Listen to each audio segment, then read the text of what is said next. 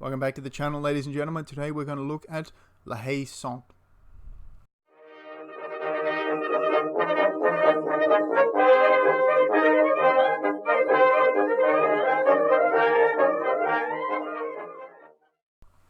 So La Haye Sainte, of course, the centre of Waterloo, the centre of the Allied line, defended by the 2nd King's German Legion Light Infantry. I want to call them the KGL.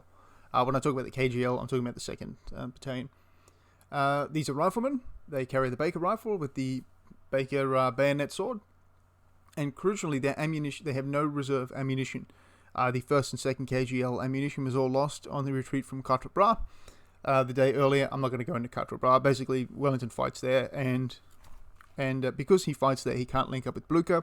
But if he doesn't fight there, then he can't link up with Blucher either. So Quatre Bras is a catch-22. Anyway. If necessary. These 4 roads here. Quatre Bras, he's bound to go for them, sir. If we can't hold him there, I'll stop him here. When our men, commanded by the fantastic and incredibly brave Major von Baring, the only picture I have of von Baring, arrive at La Haye Sainte, it is looted. Most of the straw has been taken out of the barn. The front gates, the gates of the barn have been completely destroyed. The front gates have also been destroyed, but they managed to fix them. And La Haye Sainte is basically seen as a secondary defendable position. The engineers that the KGL has with them, the sappers, are taken from them and sent to Hougoumont. Hougoumont, of course, being on the other, I believe, on the Allies' right. And Hougoumont was defended by the Guards. Hougoumont, La Haye Sainte, and Place du Nord are the three houses. But Hougoumont was the one that the British were actually defending. La Haye Sainte had no provisions for resupply of ammunition because there was none, and no rifle ammunition could be got for them. Remember, rifles and muskets actually have different calibers of ammunition, and one will not work in the other. French muskets actually, I believe, were used smaller ammunition than British muskets. So even then, yeah, musket ammunition doesn't necessarily mean musket ammunition. Anyway, so who is our man? Who is Major von Baring? Major Baring, he enlisted in the military to escape school. He did not want to go to school. His father had quite a, as you do, he's from Hanover, sorry. His father had quite a German education set out for him.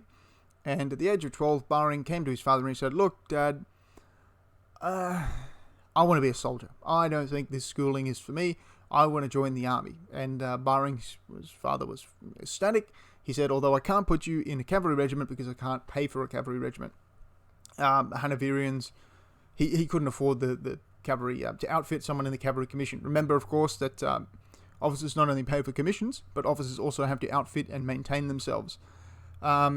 Quick tangent: a British lieutenant colonel got paid less than a doctor or a lawyer. Like a gentleman's wage was you couldn't live on your wages from the army. You actually had to be independently wealthy to be an officer, and you had to actually pay for all your own equipment, stuff like that. The men did too, but it was within reason. Officers had to be quite wealthy. Anyway, in 1793, Baring has his first action with the French, where he is so horrifically wounded that he's given up for dead. Sorry about the screen. I've got to stop jolting around so much. He's given up for dead. He takes a wound in the chin and the jaw here, and 4 teeth are shattered. The musket ball goes up in there, lodges somewhere in there, and they eventually take it out. But for the next few years, he is spitting blood and pus. It trickles out of his ears. It's a pretty gruesomely nasty wound, which you can see was not represented in the image I showed you before. So Baring, what's his cred? What's his street cred for the Napoleonic Wars? Well, he was at Albuera, and he performed heroically at Albuera. He performed. He was sort of distinguished himself at Albuera. Well, not distinguished, but he fought with honor at Albuera. For those of you who don't know, Albuera is the Antietam of the Peninsular War. It is the Iwo Jima of the Peninsular War. Albuera is the place where just killing happened. Like, we have the 57th get their name, the diehards there, for dying hard. The colonel's wounded and dragged behind the regiment. He just keeps yelling, "Die hard, 57th." Albuera was a massacre. It was brutal. The British won, but it was brutal. So anyone who was at Albuera and came out of that with sort of, even mild distinction, as Baring did, is a friggin' badass. Oh, one thing I'll just mention quickly. Every time I see a miniature of von Baring, he is displayed like this. This is the Warlord miniature from their La Haye Saint collector set. This is an inaccurate miniature. Even in and this is not their fault. It's not anyone's fault. It's just even in the Sharps TV series, he is displayed on foot. Major von Baring was not on foot. He was on horseback the entire time. He had 5 horses shot out from underneath him. He remained mounted the entire engagement, which is friggin' insane when you consider the amount of people who were killed, and he was not even wounded. As far as I'm remembering right now, he was not actually seriously wounded. He fell off a horse and hurt himself, but that was it's not a serious injury. Anyway, so we have Baring. Now, the other man we're going to look at today is General von Umpteda. Von Umpteda. You probably never heard that name. I hadn't heard that name either. General Umpteda is a brigade commander. He commands the King's German Legion Brigade, which is basically the guys who are in direct reinforcement of von Baring and his 2nd KGL. He commands the 1st KGL, the 1st Light KGL, who are also riflemen. He commands the 5th KGL and the 8th. The 5th is the one that we're really going to focus on. The 1st end up taking a position behind a little sunken road. The 8th are wiped out in line, and you're going to have to wait and see what happens to the 5th. General von Umpteda, something important about him, his brother had actually just been killed. His youngest brother, and he went to his younger brother, and he said to his younger brother, all right, we got to keep our family alive.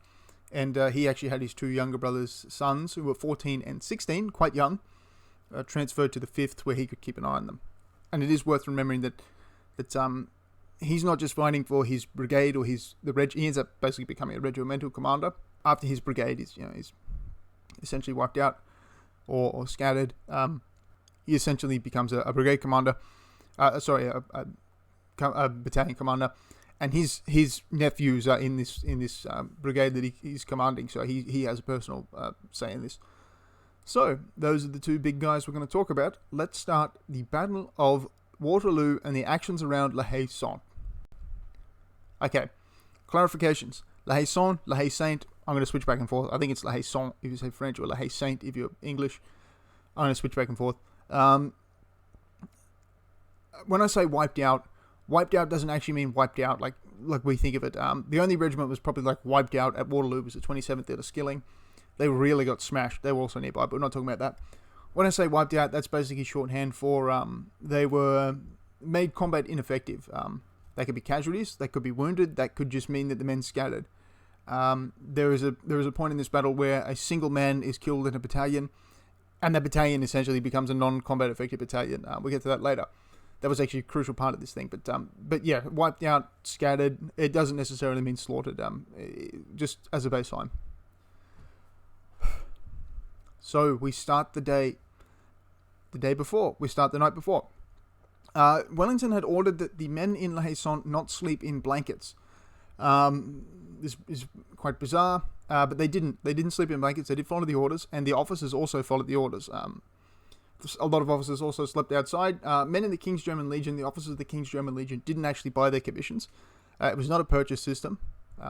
Unlike the rest of the British Army, they didn't. It was also seen as a bit lower status to join the KGL, but that didn't matter. The officers inspire the men. They behave very bravely, as we'll see. So anyway, the men are sleeping out in the open. They have 60 rounds of ammunition each. They have nothing to really cook with. They butcher all the animals except the calf in La Haye Saint. And they try to cook them, and instead of using any sort of seasoning, they actually put gunpowder in the meat. And the French across from them actually do the same thing. So gunpowder in the meat seems to be a way to sort of spice up food, and everyone seems to universally hate it. And this is how they were arrayed. Now, this is not what you think of when you think of La Haye Saint. When I first thought of La Haye Saint, I thought, okay, well, they're defending the courtyard. That's not what they were doing. They were defending the region of La Haye Saint, the Crossroads region. Now, I just want to quickly mention why this is such an important area. La Haye Saint is vital to the Allied centre. If you take La Haye Saint, you control the area around La Haye Saint, the Crossroads area. And if you control the Crossroads, you can station artillery there, you can move infantry in there with impunity, and you can move cavalry through it. By controlling by controlling La Haye Saint, Wellington forces Napoleon to have his artillery back. he is forcing him to attack a specific position with his infantry. Now, of course, a corps is not going to attack La Haye Sainte. Of course, the infantry would come in, attack La Haye Sainte, and then the British would move divisions down and fight them as well. But if you controlled La Haye Sainte, you could put cannons nearby. The French actually did get cannons in and around La Haye Sainte at one point, and the French actually, that did happen. But that's why it is crucial. If you have men with ammunition, with rifles, with muskets in La Haye Sainte, you control the Allied centre, essentially. So now we know why. Let's look at how. So, how were the forces arrayed? Well, we can see here, there were men all around La Haye Sainte. There were men in the orchard. There were men in the kitchen garden. The kitchen garden was actually quite important. That was the line of retreat. If things went badly, the kitchen and the kitchen garden was the exit route of the King's German Legion. The front doors were sort of replaced. The barn was seen by everyone, including the French, as the biggest, weakest point of La Haye Sainte. The barn is very important here. The wall, I'll draw a red line around it. The wall has been loopholed to some extent. What loopholing means is you knock holes in the wall. You've seen the movie Zulu. You've seen them do this in the hospital. They sort of smash holes in the wall and the windows and that sort of thing. And not so easy at La Haye Sainte. You can't actually use a modern cordless phone inside La Haye Sainte. The walls are so thick, and these outside courtyard walls are probably like a foot thick at least. And you don't really want to go digging at it with your bayonet or your sword bayonet, because then you need that to stab Frenchmen with. So, and of course, all the engineers had been taken away to Hougoumont, because the Allies were actually expecting Hougoumont to cop the most of the attack, and Hougoumont did actually cop a pretty serious attack, but it was a feint. If you've seen the movie Waterloo. He's committed Foyle's division now, sir. He intends to turn us on the right. What the master seems to intend and what he does will be as different as White Knight to Black Bishop. That's it. I'm going to put those clips in here just to sort of... a lot of people have seen the movie, and a lot of what when I think of things, I think of like a timeline. Whenever I hear about a new event, I put it in the timeline in my head, like Meiji Restoration, 1867. Okay, what happened just before that? 1865, the American Civil War. Okay, I know the sort of stuff we're dealing with in 1865, so that'll carry over. And we can take that down on microcosm. Okay, Waterloo, what happens? Well, the attack starts on Hougoumont, then there's a big cavalry charge, and the British attack, and they sort of fight a little bit, and then the French attack with their cavalry, and then the Prussians arrive. That's sort of what people have in their heads, and that's perfectly true. And so I'm going to use the larger battle to sort of fit the little events I'm talking about here into that scale. So hopefully it doesn't get taken down. I don't imagine it will. This is not a monetized channel. So anyway, so the French start the attack on Hougoumont, and La Haye Sainte is actually sort of left alone for the early part of the battle. There are two companies of the 95th Rifles in a sandpit. The 95th Rifles actually have ammunition for their rifles, and it's not clear why the 95th just didn't give more ammunition to the KGL. The book says it's because they were from another division and they didn't know. I'm not sure. Maybe their ammunition just couldn't be got to the 95th. I'm not 100% sure about that.